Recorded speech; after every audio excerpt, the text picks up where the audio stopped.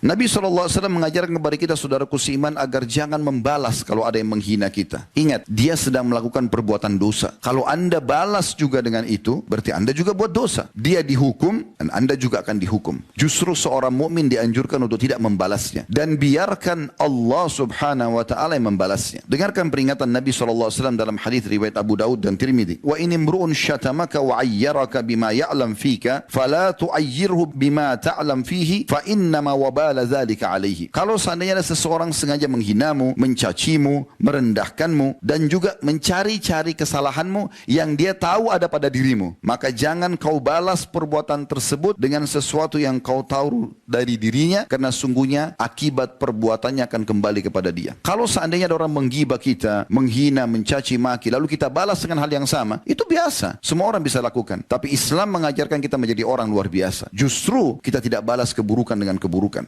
Allah subhanahu wa ta'ala melarang ghibah dengan sangat jelas dalam firman-Nya dalam surah Al-Hujurat surah nomor 49 ayat 12 yang berbunyi, A'udzu billahi minasyaitonir rajim, ya ayyuhalladzina amanu ijtanibu katsiran minadh-dhann inna ba'dadh-dhanni itsm wa la tajassasu wa la yaghtab ba'dukum ba'dha ayuhibbu ahadukum an ya'kula lahma akhihi maytan fakarihtumuh wattaqullaha innallaha tawwabur rahim. Hai orang-orang beriman, jauhilah prasangka-prasangka, karena sebagian prasangka itu pasti dosa. Dan jangan kalian saling memata-matai. Jangan saling menggibah satu sama yang lain. Tepatnya bahasa Indonesia adalah menggunjing. Apakah kalian mau? Lalu Allah sebutkan hukumannya orang yang menggibah di sini. Apakah kalian mau memakan daging saudara kalian sementara dia sudah jadi bangkai? Lalu kalian tidak mau itu? Maka bertakwalah kepada Allah. Dia patuh pada Allah. Hati-hati jangan sampai terjerumus dalam pelanggaran ini. Sesungguhnya Allah maha menerima taubat dan maha pengasih. Maksudnya bagi orang yang pernah melakukan lalu kemudian mereka bertaubat. Nabi SAW mengatakan, mau nggak saya tunjukkan kamu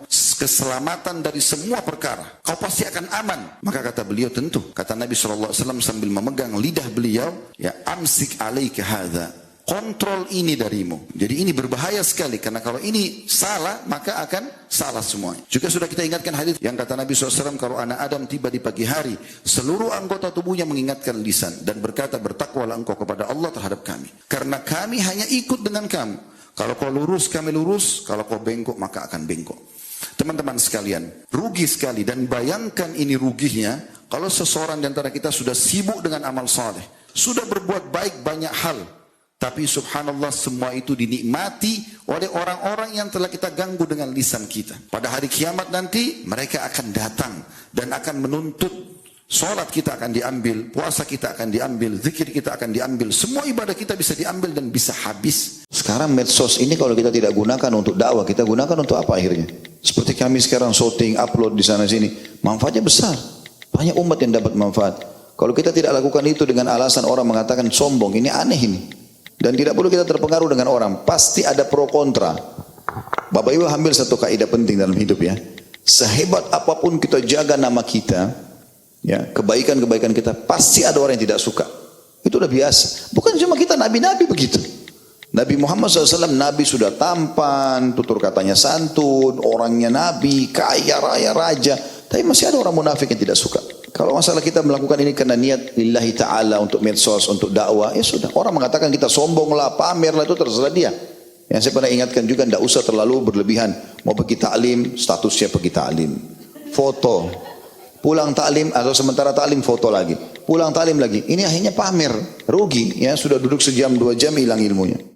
ثم في سلسلة ذرعها 70 ذراعا فاسلكوه. Kemudian belit dia dengan rantai yang panjangnya 70 hasta. Ini subhanallah luar biasa ya. Manusia nanti tingginya di hari kiamat itu mirip tingginya Nabi Adam, 60 hasta.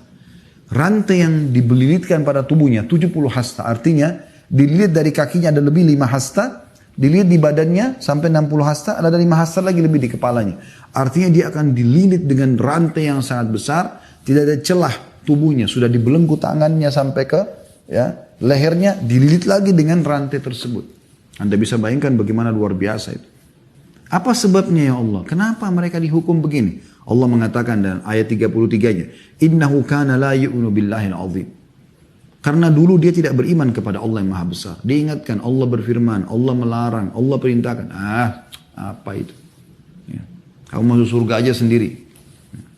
Masing-masing jalankan tugasnya karena Allah aman. rumah tangga akan aman. Permasalahannya sekarang banyak orang di antara kita membangun rumah tangga bukan karena Allah.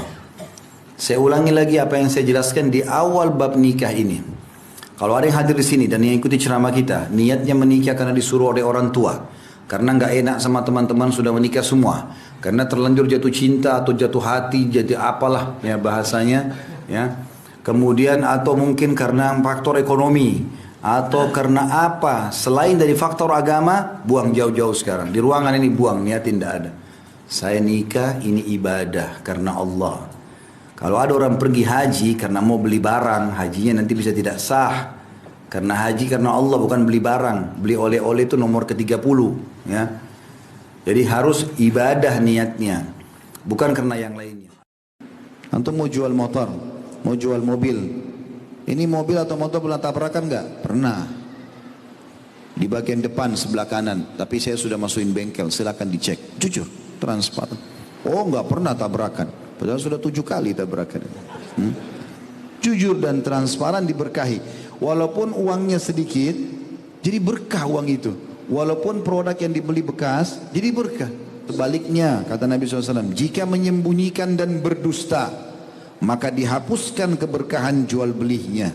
Mana dihapuskan keberkahannya adalah dia tidak akan mendapatkan sesuatu yang bisa dia gunakan. Walaupun antum dapat untung besar, maka habis. Tiba-tiba kita baru sadar, kok sudah habis ya? Kemarin saya dapat 50 juta, habis. Kayak gak ada berkahnya. Ada orang mungkin keuntungan 50 ribu, berkah. Beli makanan, dia makan sama istrinya, ada mertuanya numpang, ada ini, ada itu, macam-macam. Allah berikan keberkahan. Basmalah diucapkan baik ketika melepas maupun memakai pakaian. Imam Nawawi rahimahullah berkata, mengucapkan bismillah adalah sangat dianjurkan dalam seluruh perbuatan. Karena ada hadis Bukhari berbunyi, kullu amrin la yubda bismillah fahuwa aqta. Semua perkara yang tidak dimulai dengan bismillah maka dia aqta, terputus dari rahmat. Ya. Ada makna yang lain kata para ulama, aqta ini artinya jauh dari rahmat Allah yang berarti akan dekat dengan syaitan. Ya. Maka dengan baca bismillah saja, mau makan, mau beraktivitas apa saja, maka itu sudah cukup jadi ibadah. Bahwa seseorang laki-laki pernah berkata, ya Rasulullah, sesungguhnya syariat Islam telah banyak bagiku. Maksudnya terlalu banyak, saya tidak tahu apa yang harus saya dahulukan dan saya amalkan, yang saya rutinkan. Maka oleh karena itu beritahukan kepada aku sesuatu yang aku bisa berpegang teguh padanya, yang selalu aku jadikan sebagai pegangan. Maka beliau bersabda, la yazalu lisanuka ratban min dzikrillah. Maka hendaklah lisanmu selalu berzikir kepada Allah. Tadi Imam Bukhari membabkan juga khusus bab ilmu sebelum amal. Ya, jadi teman-teman kalau mau buat apapun berhubungan dengan perintah agama, maka baca keutamaannya, punya ilmunya, mana yang lebih baik, mana yang lebih afdal, kapan waktunya, berapa jumlahnya dan segala macam ini jadi kita tahu, gitu kan. Maka kita kerjakan, mau kerjakan sholat duha, jangan langsung saja sholat. Kita baca tentang keutamaannya, oh ternyata ada ini, ada ini, ada ini, ada ini. Ilmu itu sekali dibaca, seumur hidup melekat sama kita. Walaupun kita belum amalkan, gitu kan. Maka baca, membaca ini baik. Allah memulai Al-Quran, ayat pertama, Iqra' bismillahirrahmanirrahim, khalaq, baca. Ya, disuruh baca, supaya kita punya banyak sekali pengetahuan dan memori kita di otak ini bisa menampung sekian banyak hal-hal yang kita butuhkan. Kata Nabi SAW, yu'jibu rabbuka min syabin laysat lahu sabwah. Sesungguhnya Tuhanmu atau Tuhan kalian kagum kepada anak muda yang tidak mengikuti sabwah. Dan sabwah artinya hawa nafsu yang cenderung pada perbuatan maksiat. Ya. Dia tidak ugal-ugalan, tidak ikutin seks bebas, minuman keras, coba ini, coba itu. Karena umumnya anak muda seperti itu. Tapi Allah kagum justru anak muda yang luar biasa.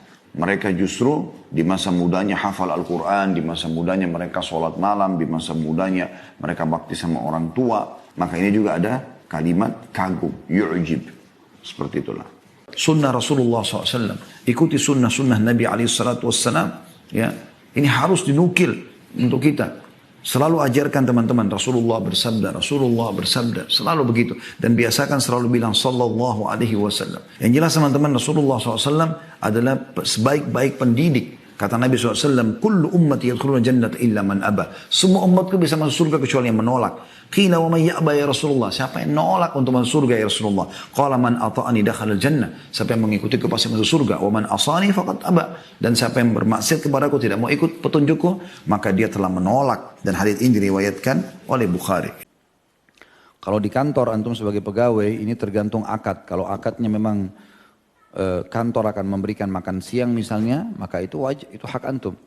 Ya, hak antum, itu antum harus disiapkan. Kalau mereka tidak siapkan, maka itu jadi hisab hari kiamat. Ya.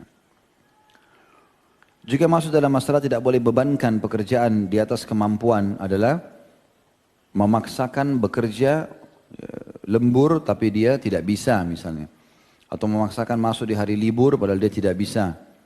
Atau memaksakan dia tetap kerja sementara dia sakit. Ini semua diharamkan dalam Islam. Ya, tidak boleh sama sekali. Juga berhubungan dengan masalah ini teman-teman sekalian, setiap kali kita punya pekerja, tidak boleh kita tunda memberikan upahnya. Sebagaimana Nabi SAW bersabda dalam hadis sahih, berikanlah upah para pekerja kalian sebelum keringatnya kering. Maka Nabi SAW mengingatkan dalam hadis Bukhari Muslim yang lain berbunyi, ma min abdin yastar'ihi Allahu ra'iyatan yamutu yawma yamutu wa huwa ghashun li ra'iyatihi illa harramallahu alaihi al-jannah. Tidak ada seorang hamba pun yang telah Allah bebankan padanya kepemimpinan. Tadi sudah dirincikan di hadis pertama siapa saja pemimpin-pemimpin tersebut. Lalu kemudian dia mati sementara dia menipu ya, atau membengkalaikan yang sedang dia pimpin, kecuali Allah akan haramkan baginya surga. Jadi coba Anda renungi baik-baik dalil-dalil seperti ini supaya kita tahu ada tanggung jawab di sini.